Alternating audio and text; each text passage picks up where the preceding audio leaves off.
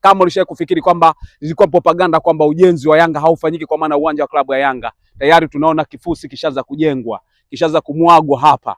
Na hiyo ndio jengo la klabu ya Yanga kama unaweza kuona tayari kifusi ambacho kikiwekwa kitasukumwa tu kuelekea kwenye eneo la kuziba ili eneo. Tutaendelea kukupa taarifa zaidi kuhusiana na kinachoendelea kwenye ujenzi. Ni kwa sababu tuna shauku kubwa sana ya kuona klabu ya Yanga inakuwa na uwanja. Sio kwa nia mbaya, nielewe vizuri.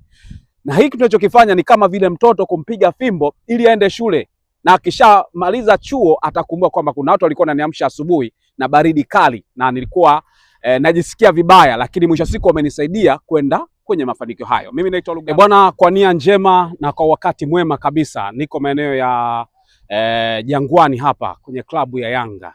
Kama kuna mtu alifikiri pengine akujengwe uwanja, niwaambie hiki kifusi ambacho nakiona sasa hivi ni kifusi ambacho kinaenda kujazwa eneo ambalo kuna mabonde ambayo Young Africans wanaenda kujenga uwanja. Hiki kifusi wakati watu wakizungumza kilikuwa hakipo, manake process zinaendelea, na tuwape kongole kwa uongozi wa Yanga ambao tayari ushaanza kufanya mpango kuhakikisha kwamba eneo hili linaongezeka, kwa maana hapawezi kujengwa bila kuwekwa kifusi. Kama taratibu kama hizi zishaanza kufanyika, maana yake ni nini?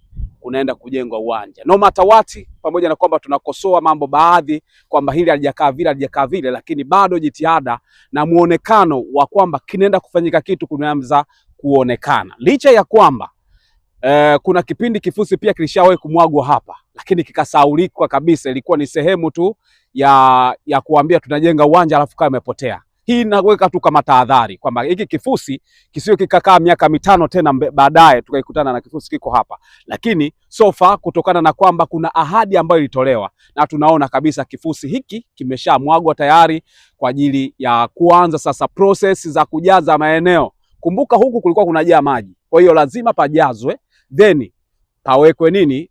Pawekwe misingi iliyo imara kwa ajili ya kuinua vitu viende hewani, au sio bwana? Kwa hiyo kongole sana. Kama tulishawahi kuzungumza kwamba hapa jengwi, kama ulishawahi kufikiri kwamba ilikuwa propaganda kwamba ujenzi wa Yanga haufanyiki kwa maana uwanja wa klabu ya Yanga, tayari tunaona kifusi kishaanza kujengwa, kishaanza kumwagwa hapa.